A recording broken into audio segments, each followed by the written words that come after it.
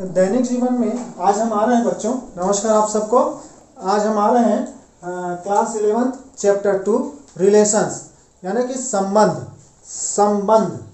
आज हम आपको पढ़ाने जा रहे हैं संबंध, रिलेशन टॉपिक का नाम है। तो इस पार्ट के लिए मैं चालू करने से पहले बोलूँगा कि कुछ इंट्रोडक्शन हो जाए, थोड़ा सा परिचय हो जाए। तो दैनिक जीवन में हम बहुत से संबंधों के बारे में जानते हैं, जैसे भाई और बहन, पिता और पुत्र, इनके बीच में एक संबंध होता है, अध्यापक और विद्यार्थी। गणित में भी हमें बहुत से संबंध देखने को मिलते हैं, जैसे संख्या m संख्या n से छोटी है, रेखा L रेखा m के समांतर है, समुच्चय A समुच्चय B का उप समुच्चय है। इन सभी उदाहरणों में हम देखते हैं कि किसी संबंध में ऐसे युग्म सम्मिलित होते हैं। थोड़ा सा ध्यान देंगे, किसी संबंध में ऐसे युग्म सम्मिलित होते हैं जिनके घटक एक निश्चित क्रम में होते हैं। फिर से बोल रहा हूँ, किसी संबंध में ऐसे युग्म सम्मिलित होते हैं जिनके घटक एक निश्चित क्रम में होते हैं। या संबंध जो होता है दो वस्तुओं के मध्य किसी क्रम विशेष में विद्यमान होता है। दो वस्तुओं को जो दो भिन्न समुच्चयों में स्थित हैं को किस प्रकार संबंधित करें और उसके पश्चात उस वस्तु युग्म के मध्य संबंध स्थापित करेंगे। इस अध्याय में हम समुच्चयों के मध्य संबंधों एवं उनके निरूपण का अध्ययन करते हैं। अंत में हम एक विशेष प्रकार के संबंध का अध्ययन करेंगे जिसको हम फलन कहते हैं। 17वीं शताब्दी के आरंभ में जब से आधुनिक गणित का आविष्कार हुआ, तब से फलन की परिकल्पना गणित विचार का मुख्य केंद्र बिंदु रहा है। फलन जो है उसे गणित में बहुत ही ज़्यादा इम्पोर्टेंस दिया गया है, क्योंकि इससे हमें गणितीय नियम प्राप्त होते हैं जिसके अनुसार एक वस्तु दूसरी वस्तु से संबंधित होती है। अब हम आ रहे हैं अगले टॉपिक पर। इस पाठ को समझने के लिए, संबंध को समझने के लिए हमें आना पड़ता है ऑर्डर्ड पेयर के लिए। तो पहला काम आता है ऑर्डर्ड पेयर यानी क्रमित युग्म। क्रमित युग्म क्या होता है? दिए हुए निश्चित क्रम में अवयवों के युग्म को क्रमित युग्म कहते हैं। निश्चित क्रम होना चाहिए। दिए हुए निश्चित क्रम में अवयवों के युग्म को क्रमित युग्म कहते हैं। इसे a b से दर्शाते हैं। इस प्रकार से दर्शाया जाता है। क्रमित युग्म को छोटे ब्रैकेट में a, b से दर्शाते हैं, जहां पर a को, ये जो पहला वाला है, a को प्रथम निर्देशांक तथा b को द्वितीय निर्देशांक कहते हैं। परिभाषा से स्पष्ट है कि इसमें एक निश्चित क्रम होना चाहिए। ab is not equal to ba, ab is not equal to ba। अर्थात क्रमित युग्म किसी विशेष क्रम में समूहित अवयवों का एक युग्म होता है। ठीक है, ये हमारे पास हो गया। इसके बाद होता है क्रमित युग्मों की समानता।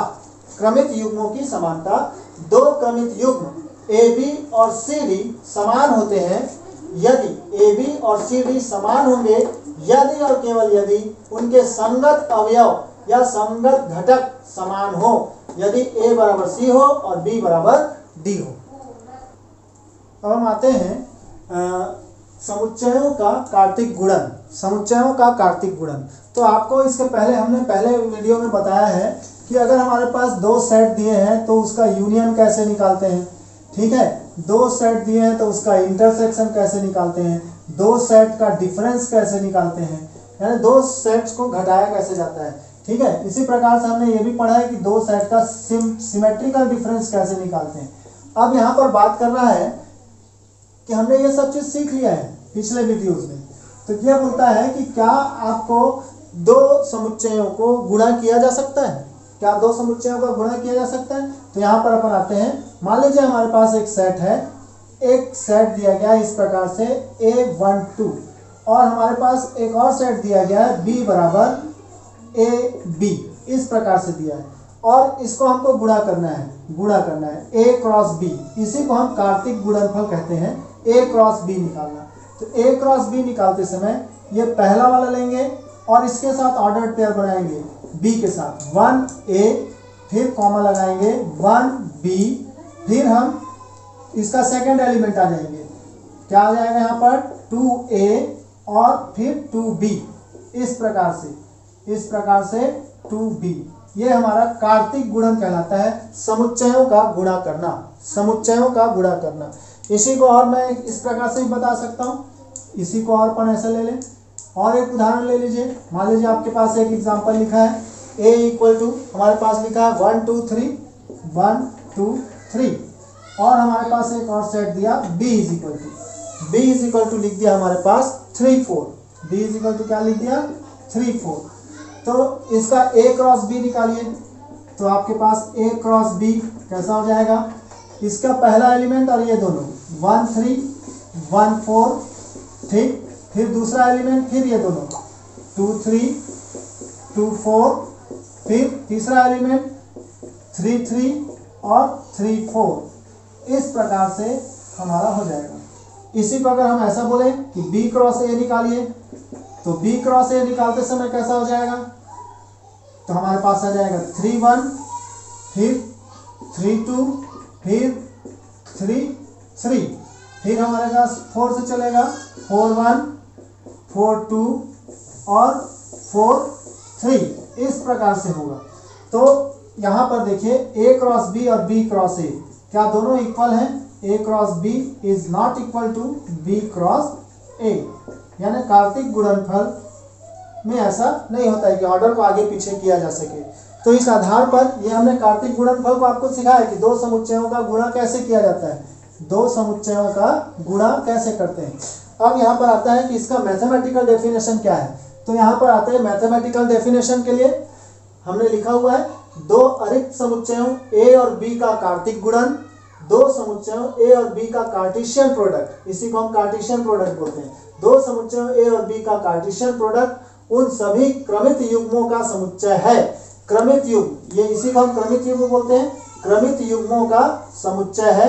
ये क्रमित युग्म निकले हैं, उसका एक समुच्चय बनाया गया है, क्रमित युग्मों का समुच्चय है जिनके प्रथम निर्देशांक a के अवयव होंगे तथा द्वितीय निर्देशांक b के अवयव होंगे। थोड़ा सा ध्यान देंगे, यहाँ पर पहला निर्देशांक a का अवयव है, पहला निर्देशांक a का अवयव है, पहला निर्देशांक a का अवयव है, पहला निर्देशांक a का अवयव है, और दूसरा निर्देशांक जो दूसरा निर्देशांक होगा वो b का अवयव होना चाहिए, b का अवयव होगा, ठीक है। अब a और b के कार्तिक गुणनफल को a क्रॉस b से दर्शाते हैं और गणित की भाषा में प्रतीकानुसार a cross b equal to order pair में a b सेट में लिखेंगे, ऑर्डर पेयर में a b, जहां पर a बिलोंग करता है कैपिटल A और b बिलोंग करता है कैपिटल B। या इस प्रकार से अगर order pair a b belong करता है a क्रॉस b को, इसका मतलब क्या है, order pair a b belong करता है a क्रॉस b, तो इसका मतलब है a बिलोंग करता है a और b बिलोंग करता है b। अब हम आते हैं क्रमित युग्म जो था हमारे पास कार्टेशियन गुणनफल, कार्टेशियन प्रोडक्ट पर कुछ नोट शीट है जो हमको ध्यान देना चाहिए, हमेशा याद भी रखना चाहिए। उपयुक्त उदाहरणों से हमें स्पष्ट है कि a क्रॉस b बराबर नहीं होता है b cross a, a cross b बराबर नहीं होता है b क्रॉस a। यदि a बराबर नहीं है b तब होगा ऐसा, यदि a बराबर है रिक्त समुच्चय और b बराबर है कोई रिक्त समुच्चय, तब a क्रॉस b भी एक रिक्त समुच्चय ही होगा। यदि a एक रिक्त समुच्चय है, b एक रिक्त समुच्चय है, तब a क्रॉस b भी एक रिक्त समुच्चय होता है। यदि a या b दोनों समुच्चय में से कोई भी एक अपरिमित समुच्चय है, कोई भी एक अपरिमित समुच्चय है, तो a क्रॉस b भी अपरिमित समुच्चय होता है। ये हमारा हो गया। इसके बाद हम आगे आते हैं दो परिमित समुच्चयों के कार्तिक गुणनफल में अवयवों की संख्या। दो परिमित समुच्चय, परिमित समुच्चय मतलब जिसमें अवयवों की संख्या गिनी जा सके, तो यहाँ पे लिखता है a क्रॉस b में क्रमित युग्मों की संख्या दोनों समुच्चय के अवयवों की संख्या के गुणनफल के बराबर होता है। a क्रॉस b में क्रमित युग्मों की संख्या दोनों समुच्चय के अवयवों की संख्या के गुणनफल के बराबर होता है। मान लीजिएगा कि आपके पास एक सेट है a, उसमें m अवयव है, तो number of element in A is m, number of element in B is n। तो n a क्रॉस b यानी उन दोनों के गुणनफल में अवयवों की संख्या, number of element in A Cartesian product of B is equal to होता है Na into N B, is equal to होता है Na इंटू एन बी। ये फार्मूला है हमारा, यहां से निकला, ठीक है। तो इस फार्मूले के हिसाब से दोनों को हम इंटू कर देंगे, तो a इंटू बी, ये m इंटू n बराबर हो जाएगा mn, ठीक है। उदाहरण के लिए इसको और क्लियर करते हैं आगे जाके कि मान लीजिए कोई सेट A है, उसमें number of element in set A 2 है, number of element in set B 3 है, तब number of ordered pair in A cross B, number of ordered pair in A cross B Na into NB से दिया जाएगा, 2 into 3 यानी 6। तो number of ordered pair उसमें कितने हो जाएंगे, 6 होने चाहिए। इसी प्रकार नंबर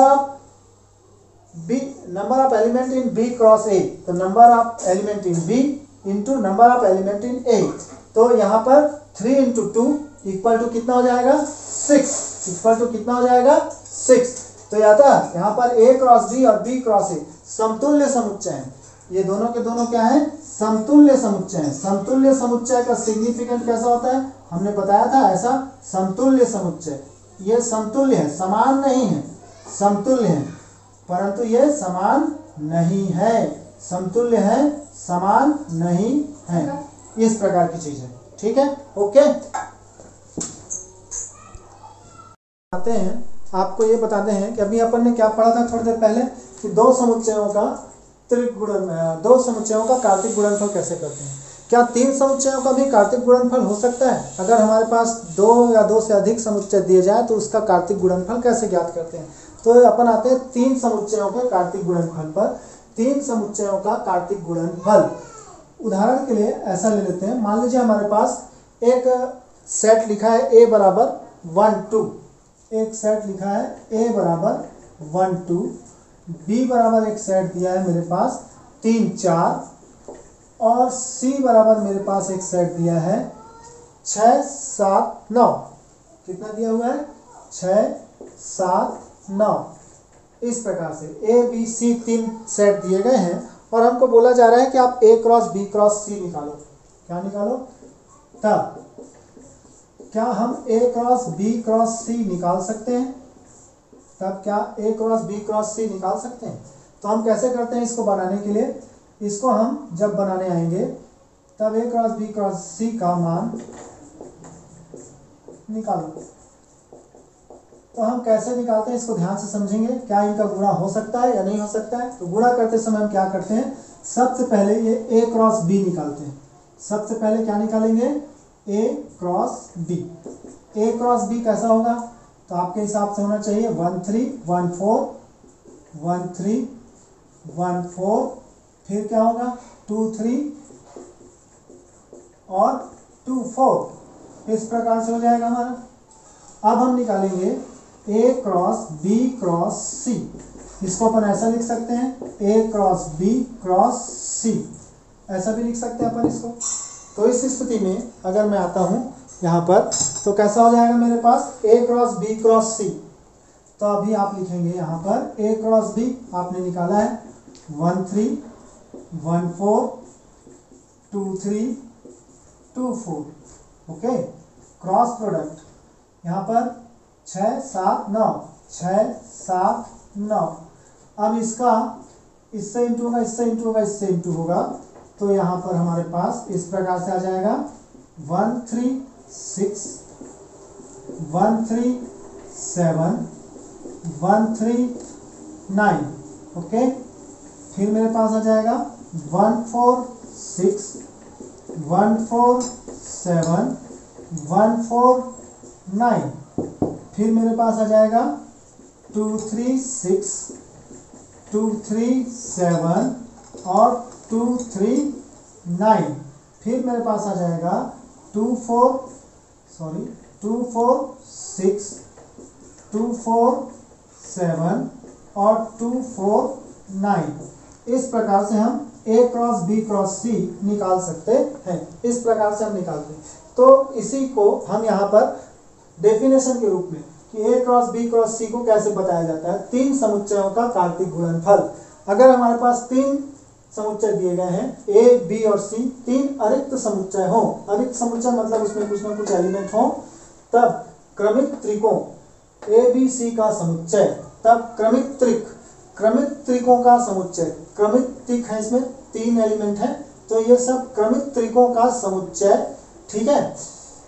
क्रमिक त्रिकों का समुच्चय क्या कहलाता है? ए बी और सी का कार्तिक गुणन कहलाता है, और इसे ए क्रॉस बी क्रॉस सी से दर्शाते हैं, जहां पर ए क्रॉस बी क्रॉस सी बराबर कार्तिक त्रिक ए बी सी, और जहां पर ए बिलोंग करता है ए को, बी बिलोंग करता है बी को, और सी बिलोंग करता है सी को।